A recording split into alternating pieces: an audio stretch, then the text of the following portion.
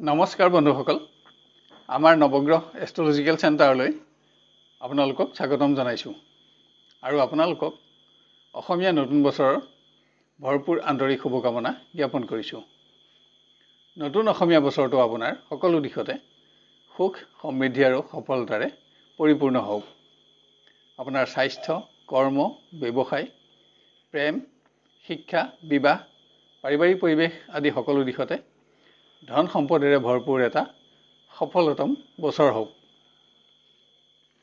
আপুনি চাই আছে নতুন অসমীয়া বছৰৰ বৃশ্চিক ৰাশি আৰু বৃশ্চিক লগ্নৰ বাৰ্ষিক ৰাশিফল। বৃশ্চিক ৰাশিৰ আদি আখৰ দন্ত্য ন আৰু অন্তস্থই জ। 16 বিশাখা নক্ষত্ৰ, 17 অনুৰাধা নক্ষত্ৰ আৰু 18 জ্যেষ্ঠ নক্ষত্ৰৰে এই ৰাশি গঠন হয়। বৰ্ষচক্ৰৰ ফল অনুসৰি এই বছৰ 16 আৰু 17 নক্ষত্ৰৰ চক্ৰে যোৱাৰ বাবে ফল দৰিদ্ৰতা, আৰ্থিক চিন্তা বৃদ্ধিৰ যুগ আৰু 18 নক্ষত্ৰৰ সমুদ্ৰে যোৱাৰ বাবে ফল ভাষণং হয়, অৰ্থাৎ নানা প্ৰকাৰৰ সমস্যাত মনোকষ্ট। ইয়াৰ প্ৰতিকাৰত 16 আৰু 17 নক্ষত্ৰৰ ছাতি আৰু 18 নক্ষত্ৰৰ সুশস্য দৈৱজ্ঞ ব্ৰাহ্মণক দান দিয়া উচিত। আনহাতে ৰাশি অনুসৰি আপোনাৰ এইবছৰ আয় 8 আৰু ব্যয় 1 হয়। বছৰৰ 12টা মাহত আপোনাৰ নক্ষত্ৰ অনুসৰি প্ৰত্যেক মাহত ক্ৰমান্বয়ে কেনে ফল লাভ হ'ব সেই বিষয়ে জানি লওঁ আহক। বহাগ মাহত আপোনাৰ অৰ্থ লাভ আৰু জেঠ মাহত 16 আৰু 17 নক্ষত্ৰৰ আনৰ সহায়ত সফলতা আৰু 18 নক্ষত্ৰৰ বিফলতা। শাওণ মাহত আপোনাৰ সন্মান লাভ আৰু ভাদ মাহত আপোনাৰ ধন সম্পদ বৃদ্ধি আৰু শুভ কৰ্ম, ৰাজপূজা আদি। আহিন মাহত আপোনাৰ সন্মান লাভ, কাতি মাহত আপোনাৰ ভোগ সুখ, আঘোণ মাহত 16 আৰু 17 নক্ষত্ৰৰ বন্ধন ভয় আৰু 18 নক্ষত্ৰৰ নানা প্ৰকাৰ লাভ আৰু নানা প্ৰাপ্তি। পুহ মাহত আপোনাৰ ভোগ সুখ, বিলাস, বিনোদন আৰু মাঘ মাহত আপোনাৰ সুখ ভোগ। ফাগুন আৰু চ'ত মাহত আপোনাৰ ভ্ৰমণ সুখ আৰু প্ৰাপ্তিৰ আনন্দ আদিৰ শুভযোগ। এইবাৰ আমি বৃশ্চিক লগ্ন অনুসৰি বছৰটো আপোনাৰ কেনে যাব জানি লওঁ আহক।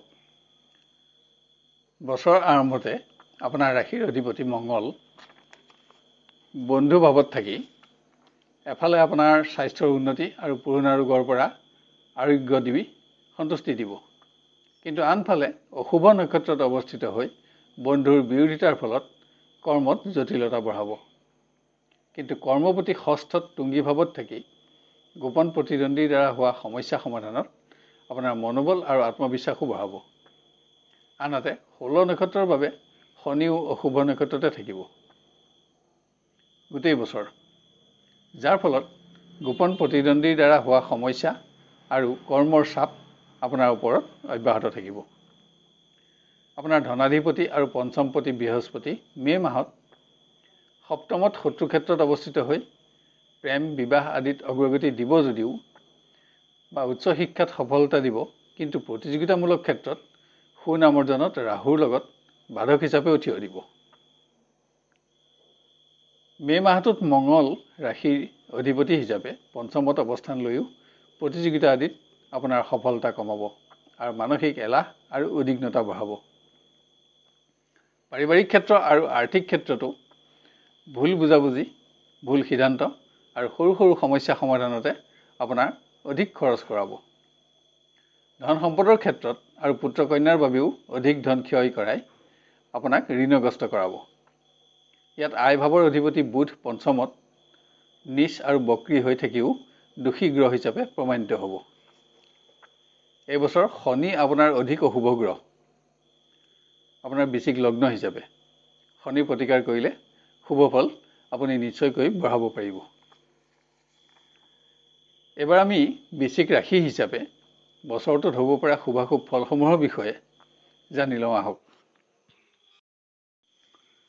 আপোনাৰ কৰ্মৰ অধিপতি ৰবি আৰম্ভতে ষষ্ঠত তুংগী হৈ বৃহস্পতিৰ লগত থাকিব আৰু ভাগ্যপতি চন্দ্ৰ অষ্টমত শক্তিশালী হৈ থাকি কৰ্মৰ সকলো দিশতে আপোনাৰ নিয়ন্ত্ৰণ অক্ষত ৰাখিব আৰু নিয়ন্ত্ৰণ বঢ়াব, আপোনাৰ ক্ষমতাও বঢ়াব।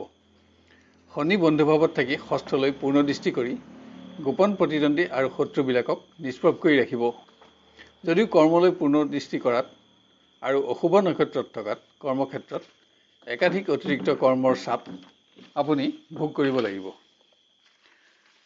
ধনপতি বৃহস্পতিয়ে ইয়ালৈ দৃষ্টি নকৰাত আয়ভাৱৰ অধিপতি বুধ বক্ৰী হৈ নিষ্ক্ষেত্ৰত থকাত আৰু আয়ভাৱত কেতুৰ অৱস্থানত পৰিশ্ৰম বঢ়াৰ পাছতো আপোনাৰ উপাৰ্জন কমিব আৰু আপোনাৰ আৰ্থিক সমস্যা সমাধানৰ বাবে আপোনাক ঋণগ্ৰস্ত কৰিব। কৰ্মক্ষেত্ৰত নতুন কৰ্মলাভত সফলতাৰ শেষ পৰ্যায়ত উপনীত হৈও শেষত ব্যৰ্থতাত আপুনি দূষিত হ'বলগীয়া হ'বও পাৰে। আনহাতে বৃহস্পতি সপ্তমত অৱস্থিত হৈ মে' মাহৰ পৰা আপোনাক অধিক পৰিশ্ৰম কৰিবলৈ আপোনাৰ মনোবল আৰু আত্মবিশ্বাস বঢ়াব। ব্যৱসায় আদিতো আপোনাৰ উন্নতি অব্যাহত ৰাখিবলৈ বৃহস্পতিয়ে সকলো সময়তে আপোনাৰ সহযোগত থাকিব। কিন্তু ইয়াৰ বাবে আপুনি এপ্ৰিল মাহটো ৰ'ব লাগিব। আৰ্থিক ক্ষেত্ৰত যিকোনো পৰিস্থিতিতে গোটেই বছৰটোতে অসৎ ব্যক্তিৰ দ্বাৰা প্ৰবঞ্চিত নহ'বলৈ আপুনি অধিক সাৱধানতাও ল'ব লাগিব। আপোনাৰ স্বাস্থ্য ভাৱত বছৰৰ প্ৰথমতেই 16 নক্ষত্ৰৰ বিশেষকৈ ভুল চিকিৎসা, ভুল সিদ্ধান্তত স্বাস্থ্যহানি আৰু যিকোনো প্ৰকাৰ আকস্মিক আঘাতৰ পৰা সাৱধানতা লোৱা অতি আৱশ্যক হ'ব। কিন্তু 17 আৰু 18 নক্ষত্ৰৰ পুৰণা ৰোগৰ উপশম হ'ব। চিকিৎসাত সফলতা আৰু সন্তুষ্টি বাঢ়িবহে। বছৰটোত বিশেষকৈ স্বাস্থ্য উন্নতিৰ বাবে আপুনি খাদ্যৰ ওপৰত মনোযোগ বঢ়াব লাগিব। যদিও মে' মাহৰ পৰা বৃহস্পতি সঞ্চাৰ হৈ শাৰীৰিক উন্নতিত আপোনাক অৰিহণা যোগাব।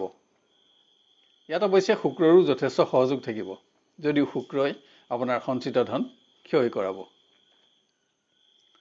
আৰম্ভণিতে শুক্ৰ পঞ্চমত তুংগী হৈ থাকি প্ৰেমৰ সম্পৰ্কক স্থায়িত্ব প্ৰদান কৰিব।